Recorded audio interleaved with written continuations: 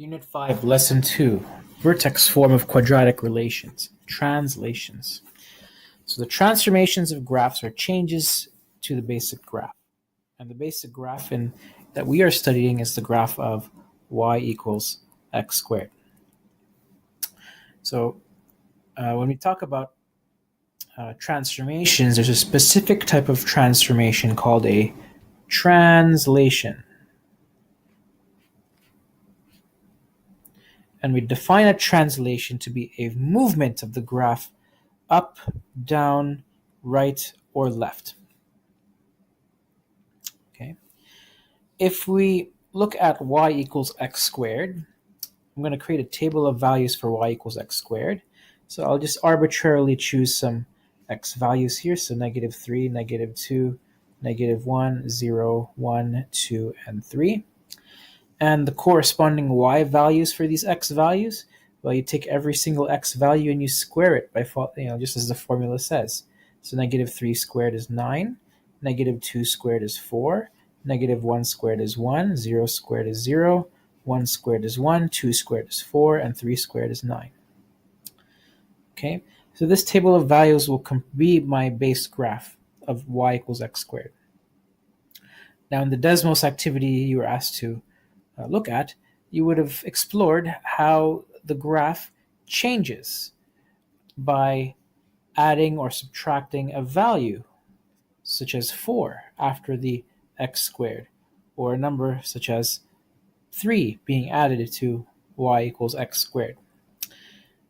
Okay, and then you would have realized that the transformation that occurred is a translation going up or down. So this value here, -4, would represent translation going down, -4. And this +3 over here represents a translation going up by 3.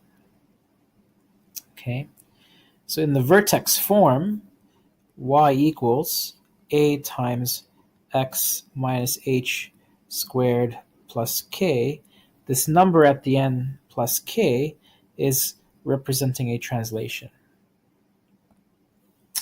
So what does that do to our graph? Well, it means that if we, for the same x values, so let's keep the same x values when I create this table here, the y values will be the same y values as the base graph, so these y values here, except I'm now going to subtract 4 from each of those y values.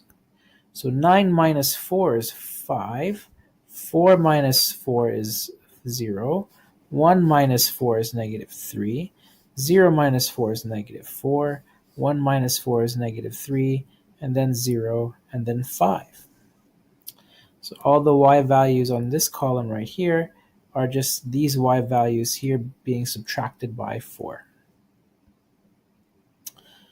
Okay, so if you plotted these points, so let's do the base graph in blue. So here's my base graph, y equals x squared. These are the points for that graph.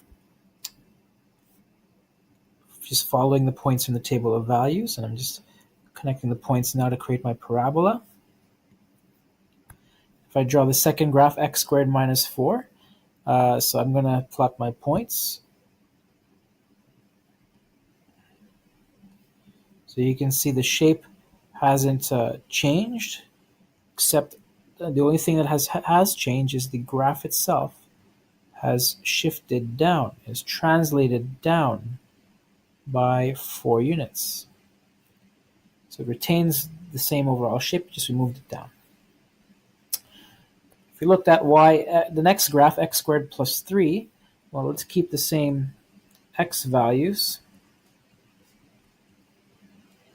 And now the y values are going to be the y values from x squared, and I'm just going to add 3 to them. So let's take the 9 over here, add 3, I get 12. Take 4, I add 3, I get 7. 1 plus 3 is 4, and I have 3, 4, 7, 12. If I plot these points in my grid here, I can get the graph of that as well. And not all the points will fit. You put as many as you can, then draw your parabola. So you can see the parabola roughly is like the same shape, but we just now translated the whole thing up. We shifted the whole thing up by 3 units. So the vertex for all three parabolas are 0, 0.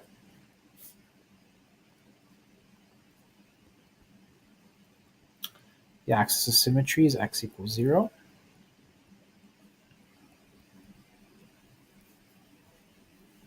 For all three graphs.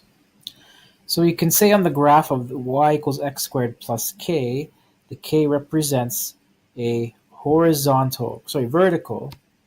vertical, meaning going up and down, vertical translation of k units up or down, and this impacts the y values.